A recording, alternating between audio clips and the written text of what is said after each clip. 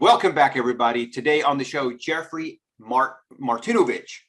Probably Yes, sir. just crushed his. Okay. No, that's great. That's great. Anyway, Jeffrey is a first Gulf War veteran, MBA and CEO of Jam Accelerator, a business consulting and incubation firm. We're going to be talking about his book, Just One More, The Wisdom of Bob Vukovich. I'm just excited to have him here and to be able to, find out a lot about his book and some of his background. And one of the things that we want to take away is how we can harness the Starbucks type of mindset. And also, instead of competing with everyone, let's talk about maybe collaborating or mentoring or anyway. So this is some of the takeaways that we're going to get into today. Jeffrey Martinovich, welcome. Thank you, Bert. Thanks so much for having me today. You bet. All right. So I got to ask you, you're hanging out and all of a sudden, bam, you get inspired. What inspired you to write the book? Well, the quick background on giving me the opportunity to write the book is I had an investment firm and suffered through the 2008 financial crisis like everyone. That was painful, but we did survive it. But what I didn't survive was kind of the regulatory government backlash after that. And in our company, they accused us of some nefarious activities in one of our hedge funds.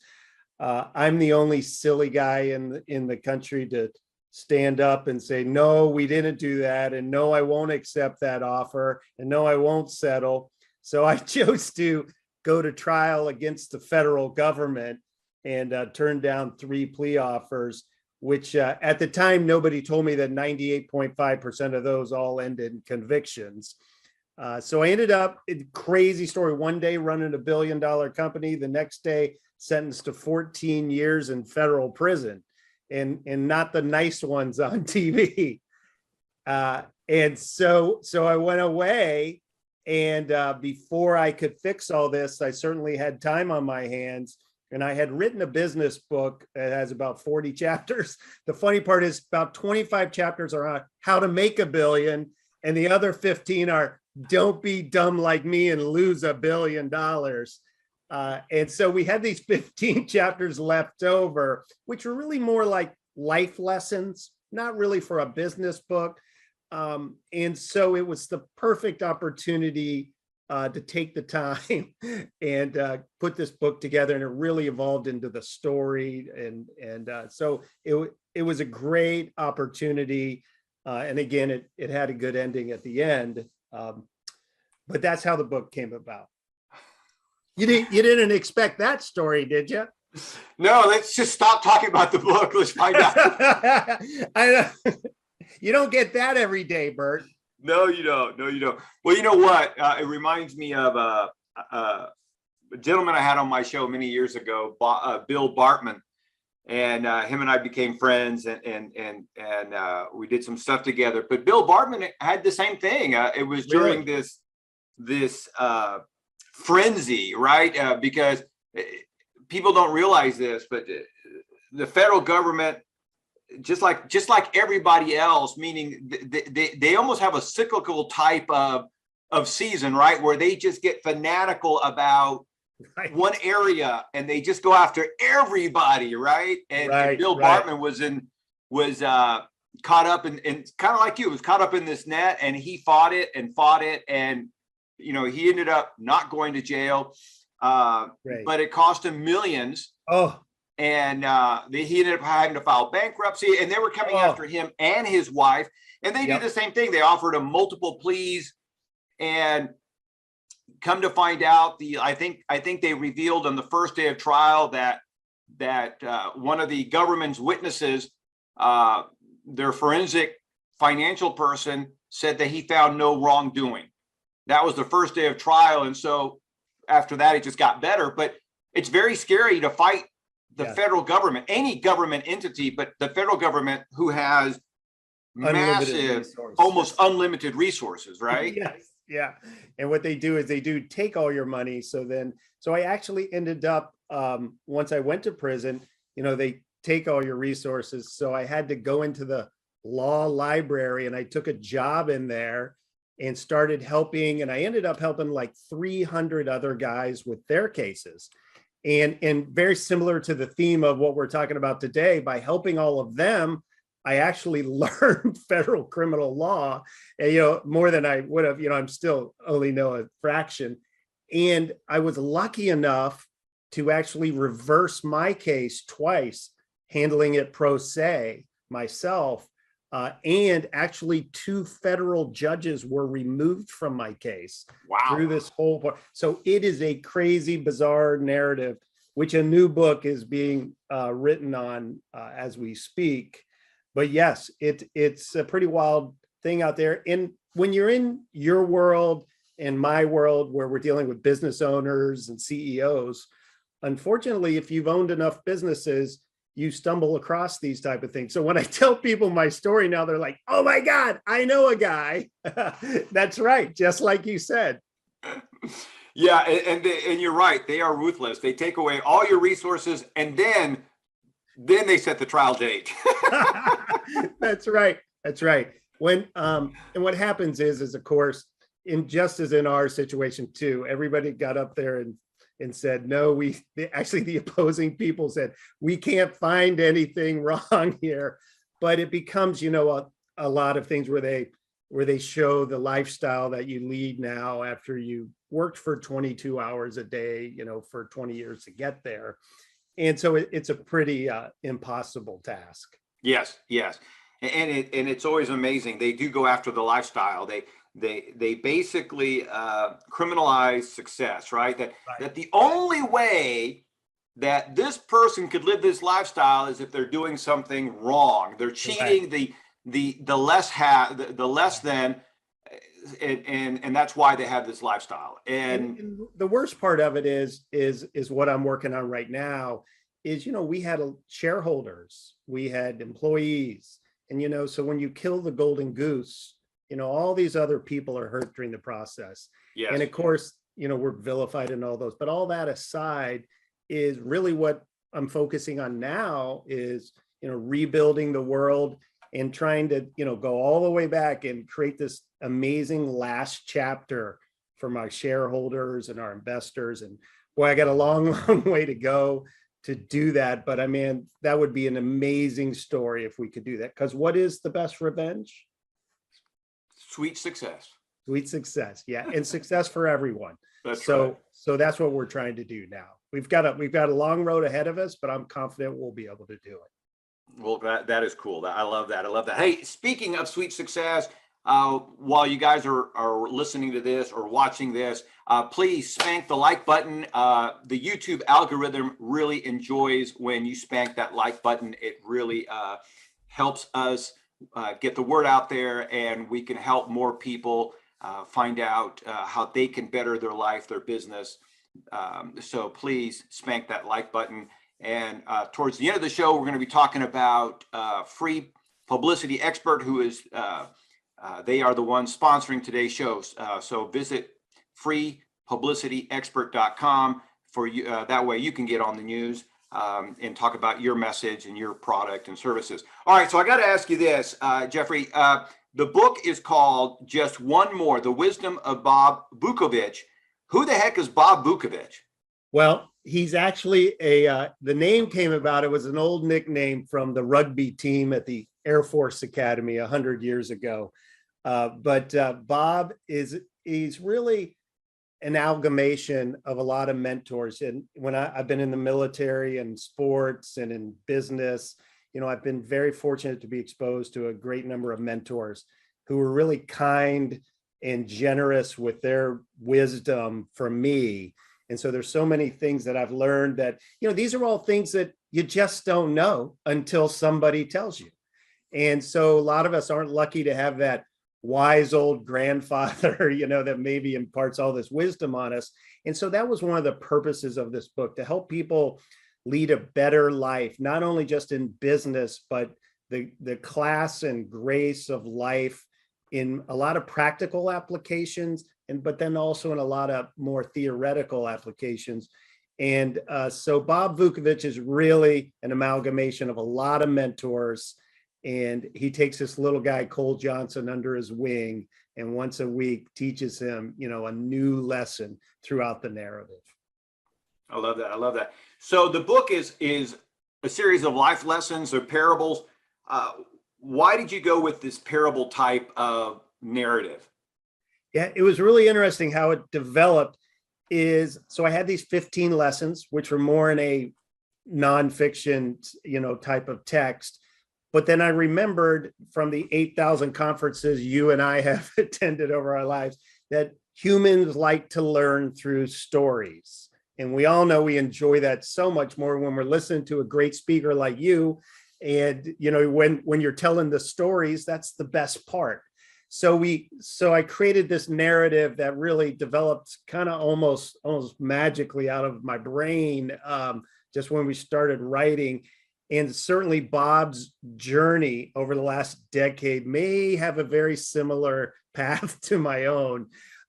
And so what's been interesting is we've been blessed with these incredible reviews, and it's about 50% of the people say they love the lessons. And that's what they really got out of the takeaways, the actionable takeaways. And then about 50% of the other people say, hey, we just really love this story. And so it's really a right brain, left brain kind of thing. And it's been really interesting to watch what people focus on. That's cool. That's cool. All right. So what would you say are some of the big takeaways that you want people to walk away with from the book? Well, Bob has, as you find out along the way in the book, Bob had been on the mountaintop and he was knocked to the very deepest valley. And, and so lots of times the teacher learn more, by teaching the student. And that's a big process in here. But some of Bob's central themes, I would say, are, having an open mind and having open eyes about what's really going on in the world, because so many times what we see on that flat screen TV has nothing to do with reality. So much of what we hold in our core values will very likely be proven wrong in the future. And so there's just so much about everything in life that we don't know. And so we judge other people or we assume other things. And so Bob is really big at, now that he's been crushed by the society, he looks at it a little bit differently.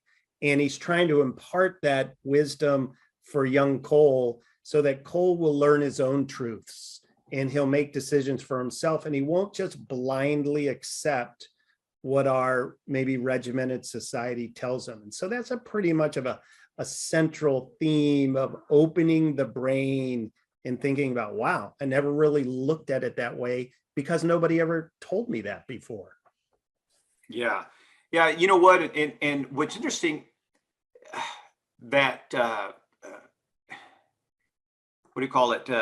They say that if you really want to save time and money, you learn from somebody else's experience. Right. I mean, right. And so unfortunately, you have to get a place in your life where you're open-minded to learning from other people's experience, right? Because humans are stubborn, and we think when the young dumb, when I say dumb, inexperienced, right? Sure. We know it all. Yeah, we haven't done anything, but we know it all. Right. In the Air Force, we would say as lieutenants, we need to learn from the mistakes of the generals so that we don't make those same mistakes. And the same thing in business, and of course, in life, and that's really kind of a goal of what I believe in family is, each generation, we're supposed to get a little bit better, a little bit stronger. And, we want to take the good things from our ancestors and, leave a few of the negatives behind, and just, it is a process. Trust the process. Keep getting better. And that's actually some of the chapters in the book is when I was in prison and everybody kind of says like, man, how come, you were able to keep this positive attitude? And, I submitted over 500 motions and actions, and 99.9% of those were denied. So, you can allow yourself one day to cry and pout and have despair and pity, but I made a commitment to every day get stronger in 3 areas: physically, intellectually, and emotionally, spiritually. And I thought if I could just get, this much stronger, just a tiny bit stronger in each of those 3 categories every day, tomorrow's going to be better. And that's really what happened. It was like an incremental process to eventually win. 7 years later, I survived and made it out this tunnel when I was supposed to be there 14. And so I was incredibly fortunate to get home with a lot of fortunate breaks in a lot of different ways. But I believe it comes from just incrementally every day getting stronger. Yeah. And all of that, getting stronger and getting these lucky breaks, being fortunate, all require action. Correct. Right. I mean, and nothing would have happened. How many motions did you file? 500? Yes, over 500 actions. Right. So there's a lot of denial. Right. But that's life in general.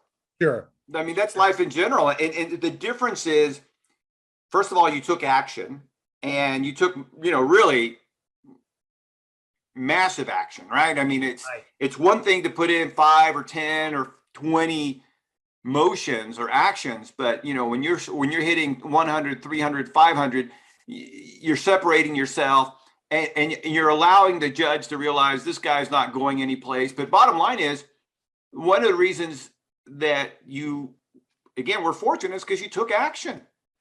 Right. Just like building our companies. I was a rookie stockbroker way back when. I didn't have any money, never knew anybody with any money. So I really was like that funny movie, Charlie Sheen cold calling on the phone. Yeah. And as there's a theory of N. You have to call 92 people for a lot of people to tell you to go to hell. And then for one person to say, hey, I might come in for a meeting. And so it really does apply to everything. I'm not a good looking guy like you. So when I was in college, I had to stand next to the ladies' restroom at the nightclub and ask every one of them to dance. And, by a theory of numbers, eventually one of them would say yes. And so I really applied all those same thoughts and practices for 2,381 days in prison. To be productive and turn disadvantages into advantages. And I've been incredibly fortunate. So many miracles have happened to me since I've been home at about 1.5 years and just rebuilding the world. But you're right. It comes from that everyday action, starting a new company, trying to fund a startup, whatever it would be. Boy, you have to reach out and talk to a lot of people. Yeah, you do. Yeah, you do.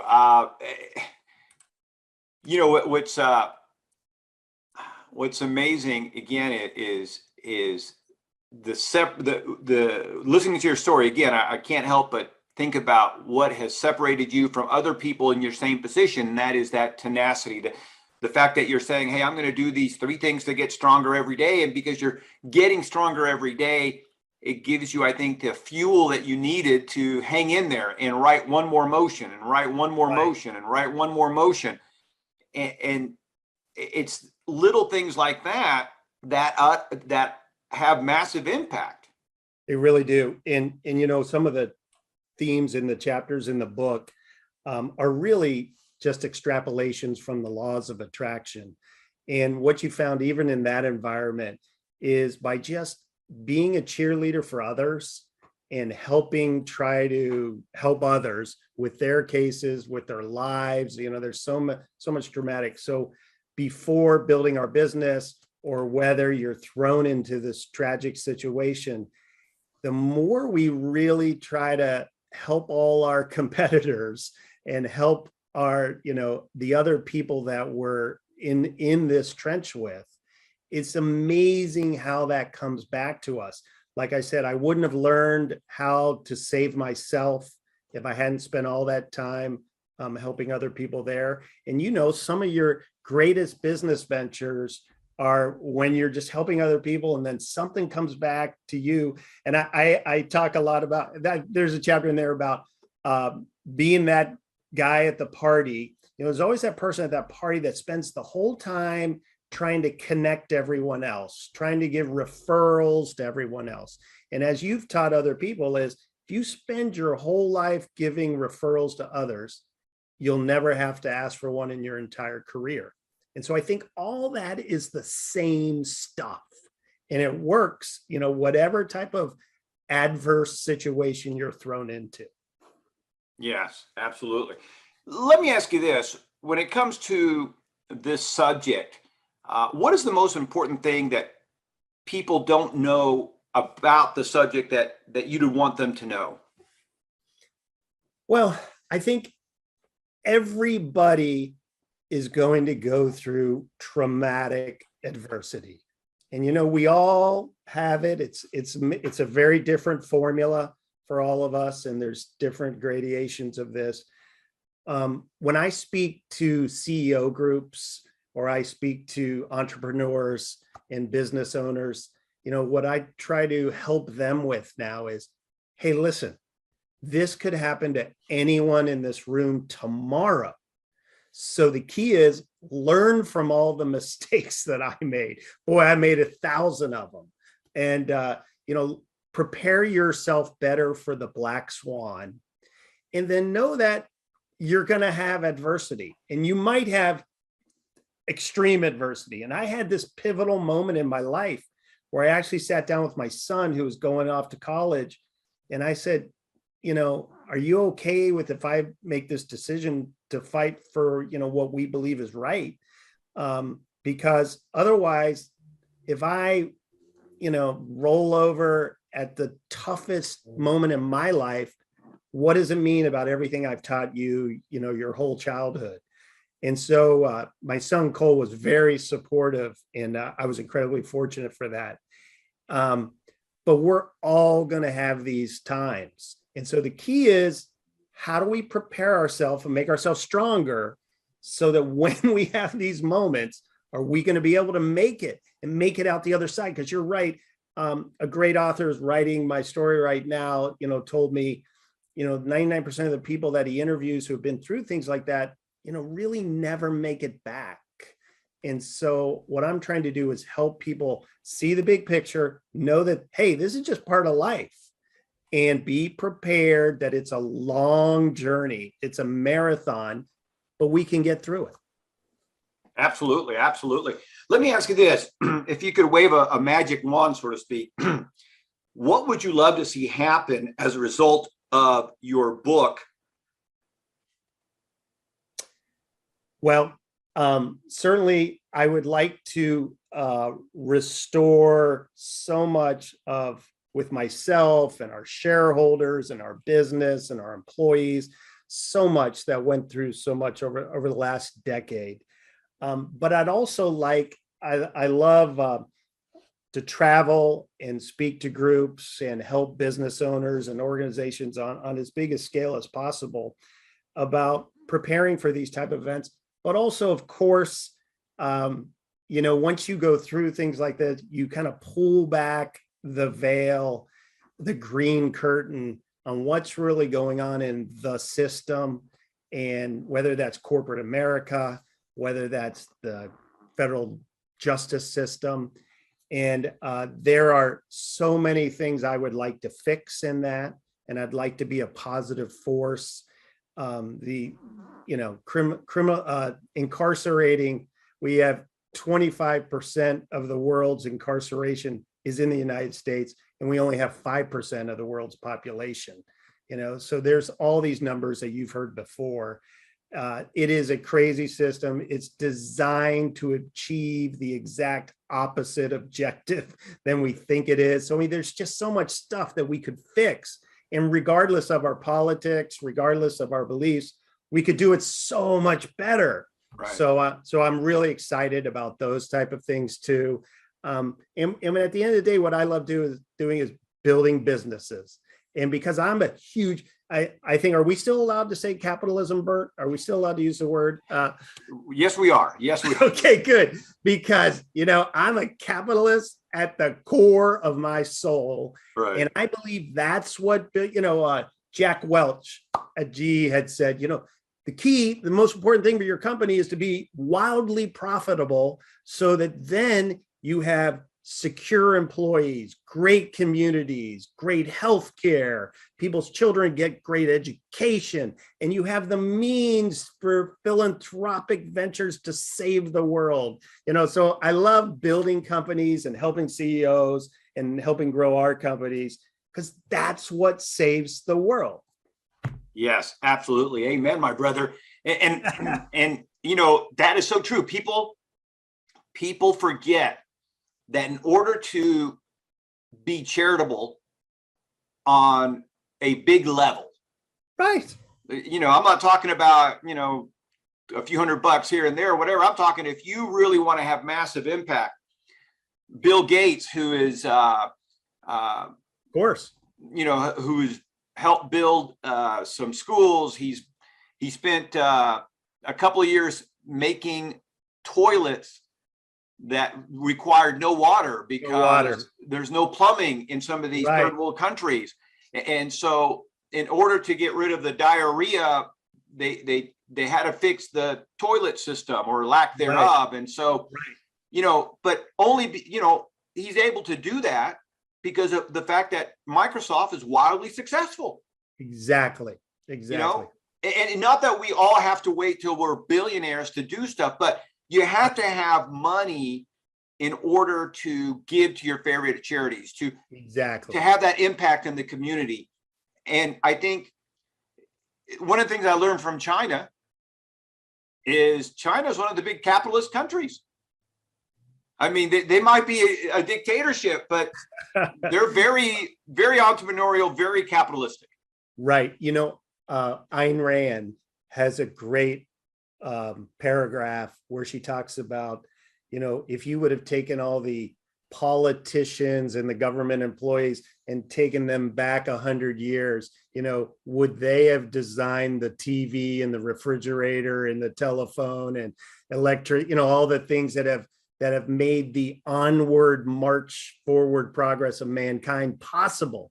Never. It all is from the entrepreneurs and the businesses that actually build the great societies that allow then other people to distribute.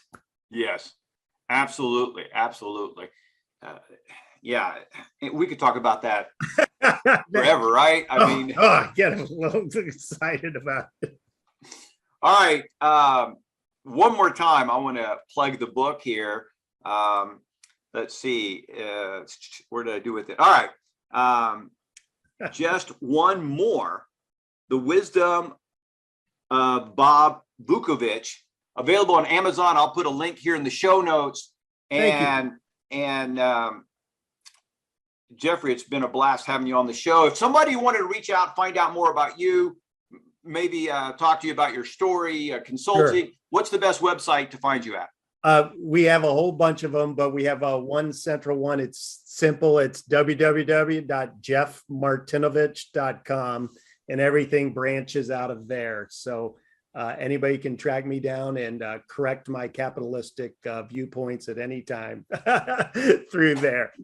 I love it, Jeff. I love it very much. Thank you so much for stopping by. Looking forward to having you back again soon. I appreciate it.